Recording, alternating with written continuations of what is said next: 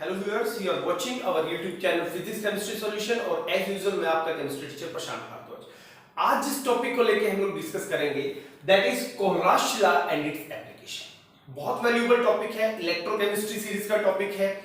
इस टॉपिक में हम लोग आपको समझाएंगे कि कोलराश लॉ क्या है, कोलराश लॉ की एप्लीकेशंस क्या है और उस पे बेस्ड न्यूमेरिकल्स को कैसे हैंडल किया जाता है। देखिए, सबसे पहले तो हमें क्या समझना है कि कोलराश ने कंडक्टिविटी ऑफ इलेक्ट्रोलाइट्स पे वर्क किया था। इलेक्ट्रोलाइट्स एज यूजुअल जैसे कि आप समझते हैं, those which dissociate into ions are called electrolytes. ठीक है जी, electrolytes are of two different types, strong and weak electrolytes. Strong electrolytes, those which dissociate completely into ions are called strong electrolytes, and those electrolytes which do not dissociate completely are called weak electrolytes. तो Kohlrausch ने क्या कहा था वो समझिए। उन्होंने कहा था कि अगर आप किसी भी इलेक्ट्रोलाइट की कंडक्टिविटी निकालते हैं और आपको एग्जैक्टली उसको निकालना है तो आपको उसे इनफाइनाइट डाइल्यूशन पर ले जाना होगा। समझिए मेरी बात, कहां ले जाना होगा उसको? इनफाइनाइट डाइल्यूशन पे। एक्चुअल में वो क्या कहना चाह रहे हैं समझिए। मान लीजिए हमारे पास एक बीकर है और बीकर में हमने कोई सॉल्ट ले लिया, फॉर एग्जांपल NaCl, उसमें पानी में डिसॉल्व कर दिया। अब NaCl पानी में जाके डिसोसिएट हो जाएगा, Na पॉजिटिव और Cl नेगेटिव। फिर हम क्या करते हैं बच्चों, इलेक्ट्रॉन्स लगाते हैं। देखिए समथिंग लाइक दिस, मैं आपको बताता हूं। ये मान लीजिए एक हमारे पास बीकर है और इसमें NaCl का सॉल्यूशन है और ये हमारे क्या है, एक तरीके से इलेक्ट्रॉन्स। अब ये क्या होंगे बच्चों, they will dissociate into Na positive plus Cl negative. अब कंडक्टिविटी कैसे फाइंड आउट की जाएगी? Na पॉजिटिव जाएगा नेगेटिव टर्मिनल की तरफ और Cl नेगेटिव जाएगा पॉजिटिव टर्मिनल की तरफ। मान लीजिए यहां नेगेटिव है और यहां पर पॉजिटिव है। तो ये जो फ्लो ऑफ आयंस होता है बच्चों, यही कंडक्टिविटी को रिप्रेजेंट करता है। ठीक है जी। लेकिन अगर हमने अपने कंपाउंड को, अपने सॉल्ट को एक छोटे बीकर में लिया है तो यहां एक प्रॉब्लम आती है बच्चों कि जैसे मान लीजिए Na पॉजिटिव मूव कर रहा है तो उसके बहुत नजदीक Cl नेगेटिव भी है। समझिएगा बात को। तो क्या करेगा, Cl नेगेटिव Na पॉजिटिव के ऊपर एक अपोजिट फोर्स ऑफ अट्रैक्शन लगाएगा, क्योंकि दोनों का चार्ज डिफरेंट है, जिसको हम इलेक्ट्रोस्टैटिक फोर्स ऑफ अट्रैक्शन कहते हैं। और इस अपोजिट अट्रैक्शन की वजह से क्या हो जाएगा, हमारे पास Na का जो स्पीड है फ्लो का बच्चों, वो उसकी नेचुरल स्पीड से थोड़ा कम हो जाएगा। तो इस तरीके से जो कंडक्टिविटी निकाली जाती है, जहां हम एक पर्टिकुलर कंसंट्रेशन लेके चलते हैं, उसे हम कहते हैं molar conductivity at any concentration. This is known as molar conductivity at any concentration. तो कोलराश ने कहा था कि अगर आप किसी भी सॉल्ट, किसी भी इलेक्ट्रोलाइट की molar conductivity at any concentration निकालेंगे तो वो उसकी एक्चुअल कंडक्टिविटी या लिमिटिंग कंडक्टिविटी नहीं होगी। अगर आप चाहते हैं कि Na जब फ्लो करे तो Cl उसको बिल्कुल भी अट्रैक्ट ना करे, तो इस केस में हमें उन दोनों को बहुत दूर रखना पड़ेगा। और बहुत दूर रखने के लिए हम क्या करते हैं बच्चों, एक टर्म यूज करते हैं infinite dilution. That is infinite dilution. अब पहले तो ये समझिए इस इनफाइनाइट डाइल्यूशन का मतलब क्या होता है। इनफाइनाइट डाइल्यूशन में दो चीजें होती हैं बच्चों। नंबर वन, आपका इलेक्ट्रोलाइट कंप्लीटली डिसोसिएट होता है। याद रखिएगा, completely dissociate, it means it behave as a strong electrolyte, number one. Number two, जो इंटर आयनिक अट्रैक्शन होता है कैटायन और एनायन का, वो नेग्लिजिबल होता है। The inter ionic attraction of cation and anion is negligible because they are quite far away from each other. तो ना तो Na को Cl अफेक्ट करेगा, ना Cl को बच्चों Na अफेक्ट करेगा। तो उस दौरान जो कंडक्टिविटी हमारे आयंस की आएगी वो उनकी मैक्सिमम और you can say limiting conductivity कहलाएगी। क्लियर है? तो सबसे पहली बात कोलराश ने क्या कही थी कि अगर आपको किसी इलेक्ट्रोलाइट की मैक्सिमम कंडक्टिविटी पता करनी है तो आपको उसे इनफाइनाइट डाइल्यूशन पर ले जाना होगा। और जैसा कि मैंने बताया, इनफाइनाइट डाइल्यूशन में दो क्राइटेरिया पूरे होते हैं। एक, इलेक्ट्रोलाइट कंप्लीटली डिसोसिएट होता है और दूसरा बच्चों, इंटर आयनिक जो उनका अट्रैक्शन होता है वो नेग्लिजिबल हो जाता है। तो उस केस में जो कंडक्टिविटी होती है वो मैक्सिमम होती है। तो कोलराश ने, याद रखिएगा हमेशा, जो वर्क किया बच्चों वो इनफाइनाइट डाइल्यूशन पे किया। अब कोलराश क्या किया उन्होंने, ये समझिए। उन्होंने क्या किया बच्चों, वेरियस कैटायंस और एनायंस की कंडक्टिविटी निकाली। जैसे Na पॉजिटिव की निकाली, Cl नेगेटिव की निकाली, barium 2 positive, aluminium 3 positive, sulphate, acetate, सबकी कंडक्टिविटी निकाली। और कंडक्टिविटी निकालने के बाद उन्हें फायदा क्या हुआ, अब आप कोई भी इलेक्ट्रोलाइट लेके जाएंगे और उन्हें कहेंगे कि इस इलेक्ट्रोलाइट की कंडक्टिविटी बताओ। फॉर एग्जांपल आप कहते हैं कि BaCl2 की कंडक्टिविटी बताइए क्या होगी एट इनफाइनाइट डाइल्यूशन। तो उन्होंने क्या किया, बेरियम की कंडक्टिविटी जो उन्होंने निकाली हुई थी और Cl की कंडक्टिविटी उन्होंने निकाली हुई थी, Cl को 2 से मल्टीप्लाई कर दिया बेरियम क्लोराइड में, और यही बन गया बच्चों हमारा कोलराज लॉ। तो कोलराज लॉ की स्टेटमेंट क्या बनती है, एक बार यहां फोकस कीजिए। It states that limiting molar conductivity means conductivity at infinite dilution of an electrolyte can be represented by the sum of individual contribution of cation and anion of that electrolytes। यानी कि सीधी सी बात है, for example अभी मान लीजिए हमारे पास AlCl3 की conductivity मुझे निकालनी है, तो मैं क्या करूंगा, Al की आयनिक कंडक्टिविटी जो कि एक कैटायन है और Cl की आयनिक कंडक्टिविटी जो कि एक एनायन है, इन्हें ऐड करूंगा, लेकिन ध्यान रखूंगा क्योंकि मेरे पास Cl इस फॉर्मूले में 3 है, तो मैं 3 Cl नेगेटिविटी 3 Cl एनायन की नेगेटिविटी को ऐड करूंगा, कंडक्टिविटी को ऐड करूंगा, तभी जाके मेरे पास इसकी एक्चुअल कंडक्टिविटी आएगी। तो ये था एक्चुअल में हमारा कोलराज लॉ। इन शॉर्ट वो क्या कहना चाह रहे थे कि अगर आपको किसी भी इलेक्ट्रोलाइट की कंडक्टिविटी निकालनी है एट इनफाइनाइट डाइल्यूशन, तो it is equal to the sum of ionic conductivity of its cation and ionic conductivity of its anion each multiplied by the number given in formula is known as Kohlrausch law. But जो बात सबसे जरूरी है बच्चों वो ये है कि कोलराज ने इनफाइनाइट डाइल्यूशन पर काम किया था। क्लियर है ये बात? तो कोलराज लॉ में बच्चों लॉ के बाद जो सबसे जरूरी चीज होती है वो होती है इनकी एप्लीकेशंस। तो वन बाय वन मैं आपको एप्लीकेशन बताता हूं और उसके बाद with the help of numericals मैं इन्हें जस्टिफाई करूंगा। ठीक है जी। तो एप्लीकेशन ऑफ कोलराज लॉ में the first one is calculation of molar और equivalent conductivity of weak electrolytes.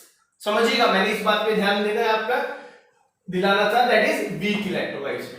Number 2, calculation of degree of dissociation. As you know, degree of dissociation is represented by alpha. Third one, calculation of dissociation constant of weak acid and weak base. Fourth, solubility of springly soluble salt. Springly soluble salt वो होते हैं बच्चों जो बहुत कम amount में dissolve होते हैं, बहुत लेस अमाउंट में डिसॉल्व होते हैं, उन्हें हम कहते हैं springly soluble salt. Calculation of solubility product. हालांकि आप 11th में पढ़ के आते हैं पर इसकी एप्लीकेशन में है तो इसको भी हम डिस्कस करेंगे। और calculation of ionic product of water. तो ये 6 एप्लीकेशन है बच्चों जो किससे बिलोंग करती है, कोलराज लॉ से। लेकिन इन एप्लीकेशन को बहुत अच्छे से समझने के लिए हमें इनके न्यूमेरिकल्स पे जाना पड़ेगा, तभी हम एक्चुअल में रूट लेवल पे कोलराज लॉ को समझ पाएंगे। तो ठीक है बेटा, अब हम क्या करते हैं, एक एक एप्लीकेशन उठाते हैं और with the help of numerical आपको उस एप्लीकेशन को जस्टिफाई करते हैं। ठीक है, तो चलिए अब चलते हैं न्यूमेरिकल्स पे। तो चलिए बच्चों अब फर्स्ट एप्लीकेशन और उसका न्यूमेरिकल इंप्लीमेंटेशन देखते हैं कैसा होता है। उसके लिए मैंने आपके लिए यहां एक न्यूमेरिकल लिख दिया है and the question is calculate the molar conductivity at infinite dilution of acetic acid given that molar conductivity of infinite dilution of HCl, molar conductivity infinite dilution of NaCl and molar conductivity infinite dilution of sodium acetate।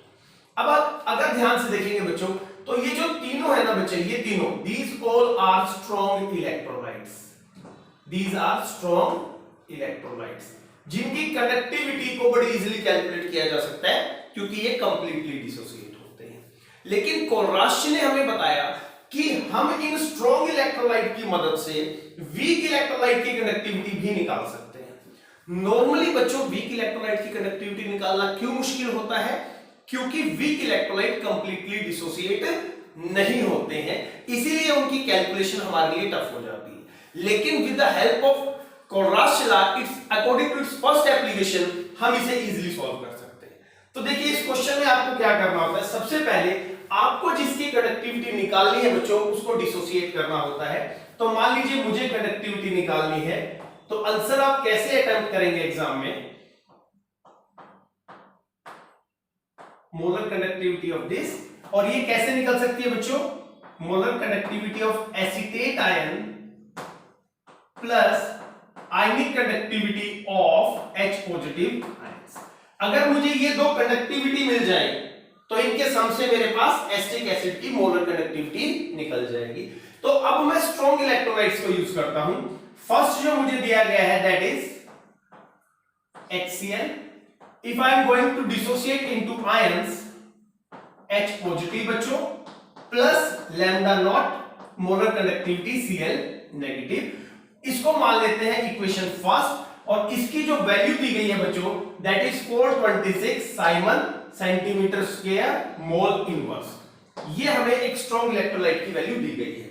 Second option जो हमें दिया गया है that is NaCl, जो कि आप जानते हैं एक स्ट्रॉन्ग इलेक्ट्रोलाइट है। तो इसे जब हम डिसोसिएट करेंगे तो it will dissociate into Na positive plus ionic conductive molar ionic conductivity of Cl negative. ये बन गई बच्चों हमारी इक्वेशन सेकंड और इसकी जो वैल्यू दी गई है that is 126 Simon square mole inverse. ध्यान से देखिए बच्चों, ये दो स्ट्रॉन्ग इलेक्ट्रोलाइट थे जिनको डिसोसिएट किया and the final given data is of sodium acetate. It will dissociate into CH3COO negative, molar conductivity of Na positive becomes equation third and its value is 91 Simon, that is Simon centimeter square mole inverse। तो अब हमें क्या करना है बच्चों, basic तौर पे हमें इन सब डिसोसिएटेड आयंस में से अपने सेलेक्टेड पेयर को ढूंढना है।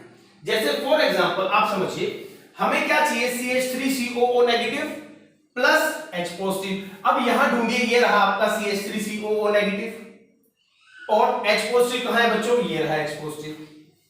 तो अगर हम इन दोनों को ऐड कर दें, ध्यान से देखिएगा, अगर हम इन दोनों को ऐड कर दें तो ये बन जाएगा हमारे पास। बट द प्रॉब्लम इज जब हम इन दोनों को ऐड करेंगे तो ये Na और Cl भी आपस में ऐड हो जाएंगे जिनकी कंडक्टिविटी हमें नहीं चाहिए। तो हमें क्या करना पड़ेगा, NaCl की कंडक्टिविटी जो जबरदस्ती ऐड हो गई है उसे सब्ट्रैक्ट करना पड़ेगा। अब वो सब्ट्रैक्ट कैसे हो सकता है, अगर हमें NaCl की कंडक्टिविटी पता है तो उसे घटा दे। तो ये रहा NaCl की कंडक्टिविटी हमारे पास दैट इज 126।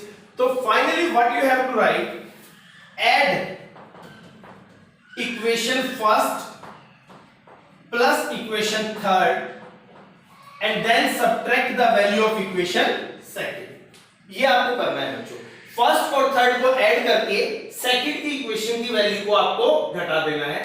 तो अब फर्स्ट में हमारे पास क्या है, देखिए मैं आपको एक बार दिखाता हूं कैसे होगा ये।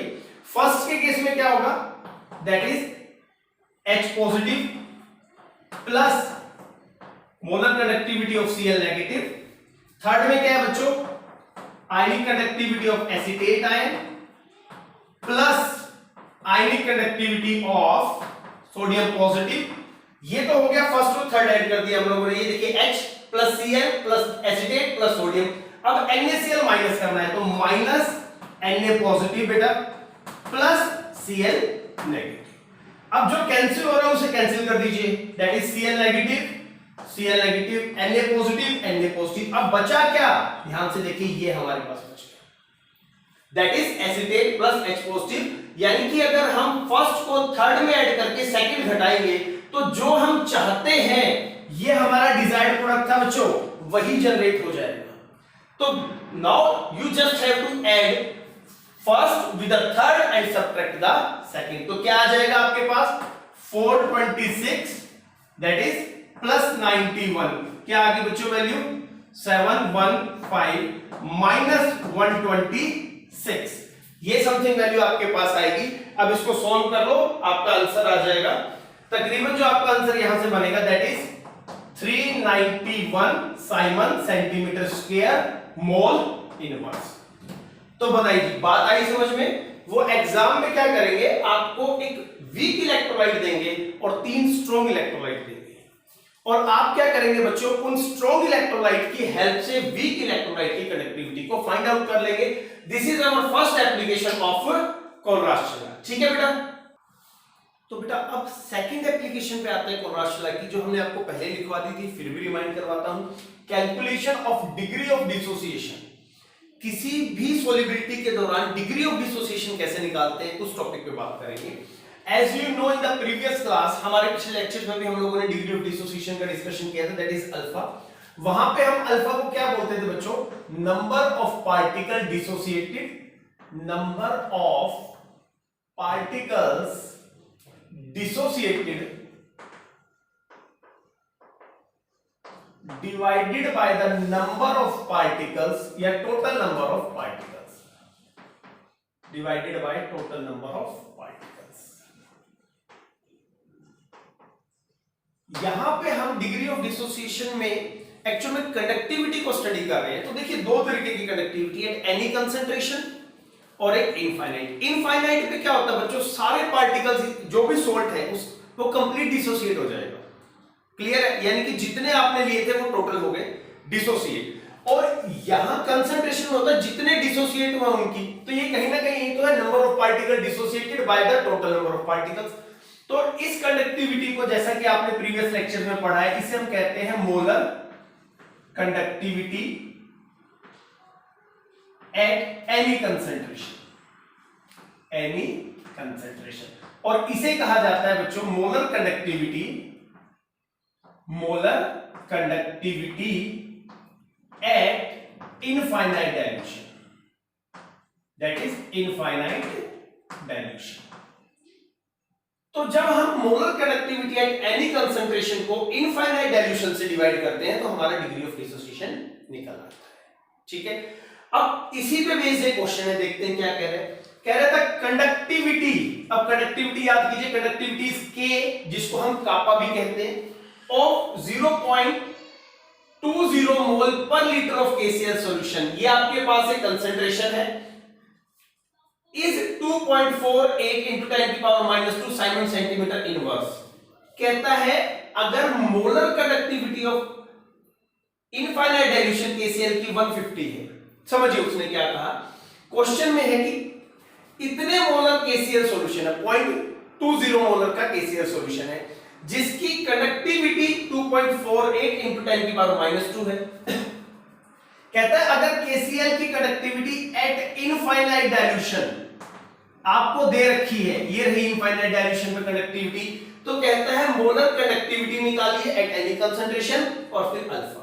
अब याद कीजिए molar conductivity at any concentration का जो फार्मूला है बच्चों, that is K into 1000 over molarity. याद है प्रीवियस लेक्चर में हम इसे कर चुके हैं।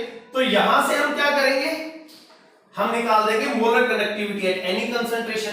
अभी अल्फा के लिए हमें क्या चाहिए? Molar conductivity at any concentration divided by molar conductivity at infinite dilution. तो यहां से तो ये आ जाएगा और ये हमें दे ही रखा है बच्चों। तो what you have to do, आप यहां K की वैल्यू पुट कीजिए इनटू 1000 डिवाइडेड बाय मोलैरिटी। अब देखिए K की वैल्यू क्या है हमारे पास, एक बार देखते हैं। K की वैल्यू है बच्चों 2.48 into 10⁻⁻²। ये रही हमारी कंडक्टिविटी इनटू 1000 डिवाइडेड बाय हमारी मोलैरिटी कितनी है? 0.20। अब इसे आपको सॉल्व करना है और आपका आंसर आ जाएगा। ठीक है बेटा, अब देखिए जब इस तरीके के क्वेश्चन को हम सॉल्व करते हैं तो सीधा सीधा क्या होता है बेटा, आप इसको अपने तरीके से बिल्कुल सिंप्लीफाइड वे में सॉल्व कर लीजिए। यहां पे हमारे पास 100 आ जाएगा, दैट इज इसके लिए यहां हम 100 निकाल लेते हैं, इसको कैंसिल करते हैं, इससे ये कट जाएगा, इससे ये कट जाएगा, दैट इज 124। क्या मेरी बात समझ में आई बच्चों? तो आपकी molar conductivity at any concentration कितनी आ गई? 124 और ये कितनी है? 150। From here you can easily determine the value of your degree of dissociation. पर कई बार क्या होता है बच्चों, डिग्री ऑफ डिसोसिएशन की बजाय वो परसेंटेज डिसोसिएशन पूछ लेते हैं। तो यहां आपकी जो भी वैल्यू आए, मान लीजिए x है, आप उसको 100 से मल्टीप्लाई कर दीजिए, आपका परसेंटेज डिसोसिएशन आ जाएगा। मैं फिर से रिमाइंड कराता हूं, calculation of degree of dissociation का फार्मूला क्या है? Molar conductivity at any concentration divided by molar conductivity at infinite dilution. ये जो कंडक्टिविटी है बच्चों, इसको निकालने का फार्मूला होता है K into 1000 ओवर मोलैरिटी।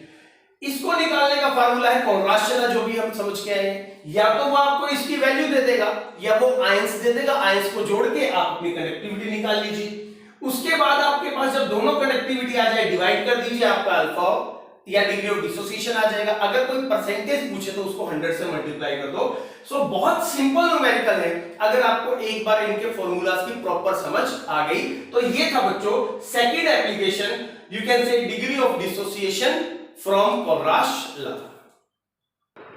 तो चलिए अब इस थर्ड न्यूमेरिकल की हेल्प से हम थर्ड एप्लीकेशन ऑफ कोलराश लॉ को समझते हैं, जिसमें हम कैलकुलेशन ऑफ डिसोसिएशन कांस्टेंट करते हैं। ठीक है जी। अब dissociation constant belongs to ionic equilibrium. मैं समझा देता हूं डिसोसिएशन कांस्टेंट क्या होता है। मान लीजिए फॉर एग्जांपल, यही हम लोग एग्जांपल लेके चलते हैं, एसिटिक एसिड का एग्जांपल लेके चलते हैं बच्चों, CH3COOH। when it dissociate it produce acetate ion plus H positive ions, ये दो चीजें प्रोड्यूस करेगा। अब मान लीजिए इसकी कंसंट्रेशन, इनिशियल कंसंट्रेशन बच्चों C है, शुरू में ये दोनों क्या होंगे 0 0। अब C में से if I subtract C alpha जो कि डिसोसिएट हो गया, तो ये भी क्या बनेंगे बच्चों C अल्फा बन जाएगा। तो डिसोसिएशन कांस्टेंट का क्या फार्मूला होता है बच्चों, multiplication of product, concentration of products divided by the multiplication of reactants, यानी कि प्रोडक्ट जो है इनकी multiplication divided by the concentration of reactant. तो अभी प्रोडक्ट क्या हो गया हमारे पास C alpha into C alpha, और रिएक्टेंट क्या बच गया बच्चों C माइनस C अल्फा। इसे हम ऐसे लिख सकते हैं C स्क्वायर अल्फा स्क्वायर, और यहां से अगर C कॉमन ले तो बच्चों 1 माइनस अल्फा। ये हम इसको इस फॉर्म में कन्वर्ट कर रहे हैं। अब जब C से C कैंसिल करेंगे तो हमारा फाइनल फॉर्मूला आ जाएगा C alpha square over 1 minus alpha. तो with the help of this formula we can calculate the value of dissociation constant. ठीक है जी। अब इसमें है क्या, C है कंसंट्रेशन जो आपको दी मिलेगी, मे बी मोलैरिटी की टर्म में या डायरेक्टली बता देंगे वो आपको, alpha is called degree of dissociation. तो इससे एक बात तो समझ में आ गई कि अगर हमारे पास अल्फा की वैल्यू नहीं है तो हम लोग उस केस में क्या कर सकते हैं बच्चों, हम लोग डिसोसिएशन कांस्टेंट, तो पहले हम क्या करेंगे बच्चों, इस न्यूमेरिकल से अल्फा कैलकुलेट करेंगे और फिर डिसोसिएशन कांस्टेंट कैलकुलेट करेंगे। जैसा कि हमने पहले डिस्कस किया है बच्चों, सीधी सी बात है कि what we have to do, हमें अल्फा की वैल्यू निकालनी है। इसके लिए क्या फार्मूला है, molar conductivity at any concentration divided by molar conductivity at infinite dilution, ये हमारा फार्मूला है बच्चों। अब ये जो है ये हमें दी गई है दैट इज 390, लेकिन ये हमें कैलकुलेट करनी है बच्चों। ये देखिए आपस में फॉर्मूले जुड़ते चले जाएंगे बेटा, अगर आप एक फॉर्मूले में भी चूक कर गए तो आपका पूरा का पूरा क्वेश्चन खराब हो जाएगा बेटा। K into 1000 ओवर मोलैरिटी, तो जब हम K की वैल्यू देखते हैं दैट इज 7.896 into 10 की पावर माइनस 5 into 1000 बच्चों, और मोलैरिटी मींस कंसंट्रेशन है 0.00241। ये हमारी वैल्यूज हैं जिसकी हेल्प से हम ये निकाल सकते हैं बच्चों। तो सबसे पहले आपने इसको सॉल्व करना है। जब आप इसको सॉल्व करते हैं बच्चों तो आपकी वैल्यू आएगी 32.76 समथिंग। मैंने पहले कैलकुलेट कर रखा है ताकि टाइम बच जाए। The value comes out to be 32.76। अब नेक्स्ट स्टेप में क्या करना है बच्चों, अब हमें ये वैल्यूज यहां पुट करनी है दैट इज 32.76 डिवाइडेड बाय 390.5। यहां से आपका अल्फा निकल आएगा बच्चों। तो जो अल्फा की वैल्यू निकलती है दैट इज 0.084। अब ये अल्फा की वैल्यू है, आप इसको परसेंटेज में अगर फाइंड आउट करेंगे तो आप इसे 100 से मल्टीप्लाई कर दीजिए, आपकी परसेंटेज आ जाएगी। ठीक है बेटा, तो परसेंटेज में अगर आपसे कोई अल्फा पूछे तो इन दिस केस 8.4% आपका आंसर आएगा degree of dissociation in terms of percentage. लेकिन इस बार हमारा क्वेश्चन सिर्फ अल्फा तक नहीं है बच्चों, हमें के पे जाना है। अभी के का फॉर्मूला क्या है, C अल्फा स्क्वायर और 1 माइनस अल्फा। तो C कितना है, C means concentration that is 2.00241 into alpha कितना है 0.084, इसका स्क्वायर ओवर 1 माइनस 0.084।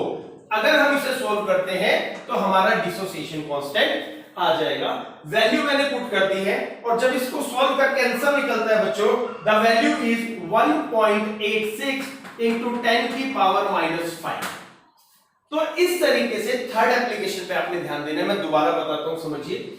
आपको एक कंडक्टिविटी यानी कापा दिया गया है, एक कंसंट्रेशन दी गई है, और कोलराश लॉ की हेल्प से इनफाइनाइट डाइल्यूशन पे आपकी कंडक्टिविटी बता दी। और आपसे पूछा गया है कि बताइए इस फार्मूले में अल्फा क्या होगा इस न्यूमेरिकल में और डिसोसिएशन कांस्टेंट क्या होगा। तो पहले हमने निकाला डिसोसिएशन कांस्टेंट का फार्मूला, जो कि यहां से हमारा कैलकुलेट होकर आ गया। ये है हमारा डिसोसिएशन कांस्टेंट का फार्मूला बच्चों, that is C alpha square over 1 minus alpha. पर इसके लिए हमें सी चाहिए, वो गिवन है 0.00241। अल्फा हमें कैलकुलेट करना है। अल्फा का फार्मूला हम सीख चुके हैं, molar conductivity at infinite dilution, sorry molar conductivity at any concentration divided by molar conductivity at infinite dilution. Infinite dilution हमें दिया गया है, ये हमें कैलकुलेट करना है। इसका फार्मूला भी हमने पढ़ रखा है, that is molar conductivity at any concentration is equal to बच्चों कंडक्टिविटी इनटू 1000 ओवर मोलैरिटी। अब मोलैरिटी और कंडक्टिविटी भी दे रखे हैं, तो पहले हम ये दो वैल्यू लिख के ये निकालेंगे, फिर इसे यहां रखकर बच्चों अल्फा निकालेंगे, और फिर अल्फा की वैल्यू यहां पुट करके डिसोसिएशन कांस्टेंट निकालेंगे। समझ पा रहे? एक जगह गलती हुई और क्वेश्चन खराब। देखिए क्वेश्चन मुश्किल नहीं है, स्टेप चल रहे हैं ना, तो कोशिश कीजिए ऐसे बहुत सारे क्वेश्चंस की प्रैक्टिस करने की, so that you can get habitual, और जब भी एग्जाम में क्वेश्चन आए आपका एक भी नंबर ना कटे। ठीक है बच्चों, तो आज के लिए इतना ही। नेक्स्ट टॉपिक में हम अगली एप्लीकेशंस को डिस्कस करेंगे।